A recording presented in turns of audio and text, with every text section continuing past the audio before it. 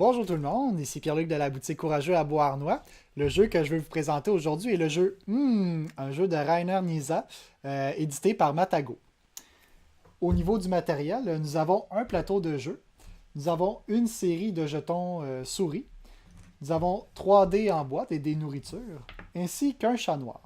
Donc nous sommes un groupe de souris et nous allons tenter de vider le contenu du garde-manger avant que le chat nous attrape. Donc, comme vous l'aurez compris, il s'agit d'un jeu coopératif. Donc nous allons soit remporter la victoire si on réussit à prendre tous les ingrédients avant que le chat soit parvenu à nous. Et si le chat est parvenu à nous avant qu'on ait récupéré toute la nourriture, eh bien nous avons perdu la partie. Donc ce que nous allons faire à tour de rôle, c'est que nous allons brasser les 3D nourritures sur le plateau. Pour ne pas que le chat avance vers nous, on doit avoir complété une case nourriture au complet. Donc sur ma brasse de départ, dans ce cas-ci, j'ai eu une carotte et un cornichon. Les X rouges, malheureusement, ne peuvent pas être rebrassés, parce qu'à chaque tour, je dois au moins laisser un dé de côté. Donc celui-là, je dois l'éliminer. Et là, j'ai deux possibilités. Je pourrais décider de garder mon cornichon et ma carotte, donc les placer de cette façon-ci. Mais puisque je n'aurais pas complété d'ingrédients ce tour-ci, eh bien le chat avancerait. On doit se mettre d'un commun accord, donc d'où la version coopérative du jeu. On doit décider est-ce qu'on garde notre résultat ou bien on relance.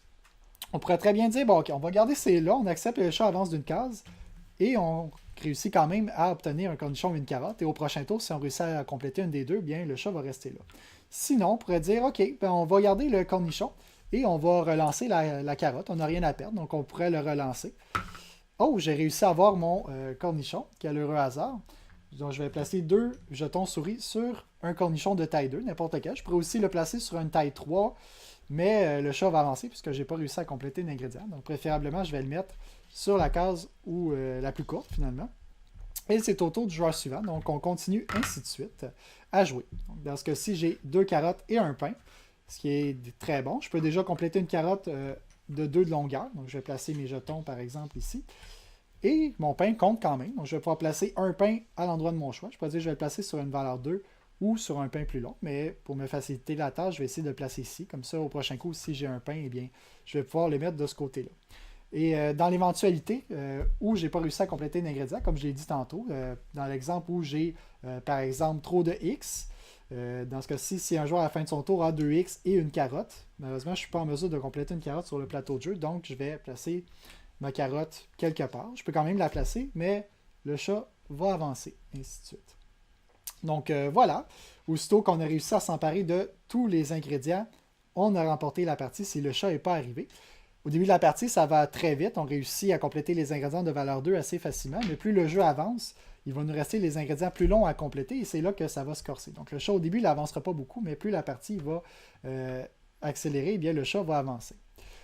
Pour la règle débutant, on peut placer les jetons où on veut. Si on veut rendre la partie un peu plus difficile, on peut faire en sorte que tous les dés qu'on brasse, toutes les nourritures, doivent être sur la même rangée ou la même colonne. Donc, par exemple, je pourrais brasser mes dés et dire bon, j'ai une carotte, un cornichon et un pain, mais je peux placer seulement mes jetons sur la même rangée ou la même colonne. Donc, si j'ai pas de carotte, je pourrais jouer peut-être ici, dire bon, ben, j'ai un cornichon, j'ai une carotte et j'ai un pain. Mais encore dans cet exemple-ci, eh bien, le chat va avancer d'une case. Donc ça rend la tâche un peu plus difficile. Le plateau possède aussi deux côtés. On peut le retourner. Pour des règles encore un peu plus difficiles, vous voyez ici, on a encore les mêmes ingrédients, mais ils sont en moyenne encore un peu plus longs. Donc ça rend la tâche un petit peu plus compliquée. Donc voilà, vous savez à peu près tout sur un très beau jeu de coopération qui se joue de 1 à 6 joueurs. Il est même possible de jouer seul à ce jeu-là. Et à partir de 5 ans, vraiment pour s'amuser en famille, c'est le jeu idéal. Donc j'espère que vous avez aimé ma présentation et on se revoit à une prochaine vidéo.